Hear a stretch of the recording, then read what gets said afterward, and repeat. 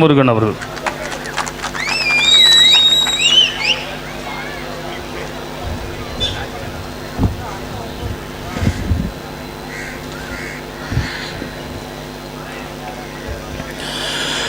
நாம் தமிழர் கட்சியினுடைய உழவர் பாசறை நடத்தும் மலையேறி மாடு மேய்க்கும் போராட்டத்திற்கு கூடியிருக்கிற அனைவருக்கும் என்னுடைய அன்பு வணக்கம். தமிழ்நாட்டில் முதல் முறையாக ஒட்டுமொத்த வனத்துறைக்கும் வேலையை கொடுத்திருக்கிறார் நன் சீமான். பொதுவாக ஃபாரஸ்ட் அப்படின்னு நினைப்போம், அந்த ஃபாரஸ்ட்டுங்கிறது ஃபார் ரெஸ்ட், அது ஃபார் ரெஸ்டாக தான் இருக்கும். பெரும்பெரும் முதலாளிகளுக்கு ரெசார்ட் கட்ட, அமைச்சர்மார்கள் குழுகுழுன்னு உள்ள சுற்றுலா செல்ல, அவர்களுக்கு என்ன சொல்றது செக்யூரிட்டி வேலை பார்க்கறது தான் இந்த ஃபாரஸ்ட் வேலை. நேராக கிளம்புங்க, நீங்கள் மூணாறு போங்க, தேக்கடி போங்க, கேரளாவுடைய பார்டர் அந்த எல்லை பகுதி என்றாகும். அவன் வனத்துறை எப்படி வச்சிருக்கிறான், இவன் வனத்துறை எப்படி வச்சிருக்கான்னு போய் பாரு. அப்புறம் நம்ம வனத்துறை எப்படி செயல்படுதுன்னு பாரு. வனப்பகுதிக்குள்ள மண்ணெண்ணி வைக்கலாம், அவனை அடிக்க மாட்டாங்க. வனப்பகுதிக்குள்ள மலையை உடைச்சு வைக்கலாம், அவனை அடிக்க மாட்டாங்க. மலையை மேய்ஞ்சிட்டு போவான், மண்ணை மேய்ஞ்சிட்டு போவான், அவனை அடிக்க மாட்டாங்க. ஆனா மாடு மேய்க்க போனா அடிப்பாங்க. ஏன்னா இழிச்சுவா பைய, கேட்க நாதி இல்ல, கேட்க நாதி இல்லாதவன் இல்லை, அவனுக்கு நான் இருக்கிறது, நாங்கள் இருக்கிறோம் என்று சொல்லத்தான் அண்ணன் சீமான் வந்திருக்கிறார். இது கோனார்களுக்காக சீமான் போடுற ஒரு பிளான். கோனார் ஓட்டை கவர் பண்ணாரு. உட்கார்ந்துக்க ஒரு கோனாரா? மதுரையில தமிழ்நாட்டுடைய ஒரு முக்கியமான அமைச்சர், மதுரை தொகுதியினுடைய அமைச்சர் 2000 மலமாடு வச்சிருக்காரு. அவர் கோனாரா? திருச்சியில் ஒரு முக்கியமான அமைச்சர், திமுகவோட அமைச்சர், மாநகராட்சி எல்லை பகுதிக்குள்ள மாடு மேய்க்க கூடாது, மாடு வளர்க்க கூடாது, 500 மாடுகளை வைத்து, நாட்டு மாடுகளை வைத்து நான் பண்ண வச்சுக்கிறேன். ஐயா, சிட்டிக்குள்ள மாடு வளர்க்கூடாது, அது மற்றவனுக்கு தான், நமக்கு என்ன? அவர் பிகை நோட்ஸ் கொடுத்த பேட்டி இருக்கு. அவர் மாடு வளர்க்கலாம், அப்ப ஒரு கோனாரா? மாடு மேய்க்கலாம் கோனாருன்னு சொல்றான் பாருங்க. இத மாதிரி ஒரு அயோக்கிய பெயர் என்னது? அப்ப மாட்டு கறி சாப்பிடலாம், மாட்டுக்கறி திங்கிற போராட்டம் அது முற்போக்கு, மாடு மேய்க்கிறது பிற்போக்கு. பீஃப் ப்ராட்டஸ்ட் அது போடுறாங்க, பீஃப் ப்ராட்டஸ்ட். வி ஆர் முற்போக்கு, நாங்கள் வந்து ரொம்ப இன்டலெக்சுவல்ஸு. இது மாட்டுக்கறி சாப்பிட்றது, மாட்டுக்கறி போராட்டம் நடத்துறது இன்டலெக்சுவல்ஸாக முற்போக்கா. ஆனால் அந்த மாடை மேய்க்கணும், அந்த மாடு மேய்க்கிற உரிமையை கேட்கணுங்கிறது பிற்போக்குத்தனம். 1,35,000 கோடி ஆண்டு வருமானத்தை கொடுக்கிற மிகப்பெரிய பொருளாதாரம் இருக்கிற ஒரு தொழில் இந்த மாடு மேய்க்கிறது, மாடு வளர்ப்பு தொழில். அந்த அடிப்படை அறிவு இல்லாம 50,000 கோடி டாஸ்மாக்ல சரக்கு வித்து வியாபாரம் என்ற இந்த கழுதைகளுக்கு என்னடா தெரியும் இந்த பொருளாதாரம்? அவர் பொருளாதாரம் படித்தவர் சீமான். இது ஒன்றும் ஒரு சாதி ரீதியாக, இது வந்து ஒரு உயிர் நேயம் என்பதெல்லாம் தாண்டி மிகப்பெரிய பொருளாதாரம் இருக்கு, ஒரு சந்தை இருக்கிறது. அது எங்களுக்கான சந்தையா மாறணும்.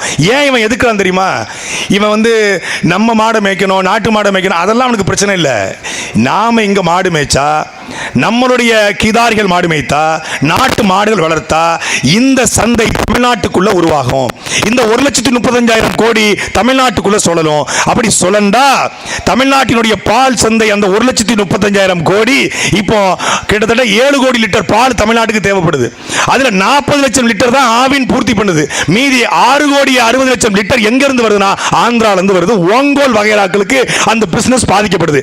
எங்க திரும்பினாலும் தெலுங்கு இருக்கிற, அதுதான் பிரச்சனை, அதுதான் அவனுக்கு பிரச்சனை. பொருளாதாரத்தை சீமான் கை வைக்கிறார். எப்படி வெள்ளக்காரனை விரட்டணும்னா காலா லாவியா என்ற 2 கப்பலை நிப்பாட்டி பொருளாதாரத்தை அவனை வீழ்த்தினால் மட்டுமே அவனை விரட்ட முடியும் என்று நம் பாட்டம் வ.உ. சிதம்பரனார் வெள்ளக்காரனுடைய பொருளாதாரத்தை கை வச்சாலும் அப்படி சீமான் அவனுடைய திராவிட கும்பலுடைய பொருளாதாரத்தை கை வைக்கிறார். பணையும் பொருளாதாரத்தை கை வைக்கிறதா? இந்த ஆடு மாடு மேய்த்தலும் அவனுடைய பொருளாதாரத்தை கை வைக்கிறதா? அதனால தான் பதறான். அவனை பொறுத்தவரைக்கும் காசு பணம் அது கொடுத்துட்டு அவன் என்னமும் செய்வான். நாம கேட்கிற கேள்வி ஒண்ணுதான், வனத்துறை அதிகாரிகளுக்கு, நீங்க கிட்டத்தட்ட மேற்கு தொடர்ச்சி மலை, இந்த வெஸ்டர்ன் காட்ஸ் 800 கிலோமீட்டருக்கு மேல இருக்கிறது தமிழ்நாட்டுக்குள்ள. இந்த வெஸ்டர்ன் காட்ஸுக்குள்ள இதுவரைக்கும் ஆயிரக்கணக்கான யானைகள் செத்திருக்கிறது, ஆயிரக்கணக்கான புலிகள் செத்திருக்கிறது, ஆயிரக்கணக்கான காட்டு விலங்குகள் செத்துக்கிறது. அந்த வனத்துறையை நீங்க எப்படி வச்சிருக்கிறீங்க? வனத்துக்குள்ள யூக்கலிப்டஸ், வனத்துக்குள்ள ஒன்னுத்துக்குமே பயன்படாத தைல மரங்களை நட்டு அந்த காட்டை நாசமாக்குறதா அந்த வனத்துறை 50 வருஷமா செஞ்ச வேலை. அந்த வனத்துக்குள்ள ஒரு நாவல் மரம் நட்டோம், ஒரு புளிய மரம் நட்டோம், ஒரு காட்டு மரங்களை நட்டோம், நம்முடைய பாரம்பரிய மரங்களை நட்டோம், இல்ல யூக்கலிப்டஸ். அதை போட்டு விட்டு அது எதுக்கும் பயன்படாது அதை நட்டு வச்சு அந்த வனத்தையே நாசமாக்கின வேலையை செஞ்சுட்டு இந்த காடு காடா இருப்பதற்கு எங்களுடைய நாட்டு மாடு போனாதான் அது காடு காடா இருக்கும். அந்த காடு காடா இருப்பதற்கு இருப்பதற்கு நாடு மாடு மேயணும். இந்தியாவுடைய வனத்துறை எப்போது உருவாக்கப்பட்டது? 1886 இந்திய வனத்துறை சட்டம் உருவாக்கப்பட்டது வெள்ளக்கார ஆட்சியில். இந்திய வனத்துறை சட்டம் உருவாகிறதுக்கு முன்னாடி எங்களுடைய மாடுகளை வனம் வந்த பிறகு மாடு மேய்ஞ்சுதா, மாடு மேய்ஞ்ச பிறகு வனம் வந்துச்சா? வனத்துறை சட்டம், வனத்துறைங்கிறது எப்போ வந்துச்சு? நாங்க காலகாலமா, இன்னைக்கு நேரத்தில் பல ஆயிரம் ஆண்டுகளாக தமிழர்கள் நாங்கள் இங்கே மாடு மேய்க்கிறோம். இங்க மாடு மேய்ச்சி இறங்கி வந்தாண்டா நாகரிகமே உருவாச்சு.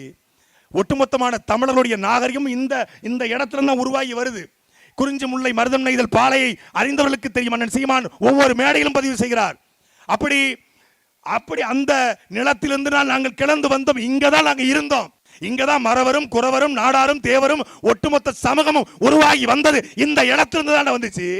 அங்க நாங்க வந்து எங்களுடைய மாடை மேய்க்க தடை என்றால் அதை உடைப்போம். இது இன்னைக்கு ஏதோ ஒரு தேனி மாவட்டத்தில் ஒரு ஓரத்தில் பண்ண தமிழ்நாடு முழுக்க மாடு மேய்க்க போறோம்.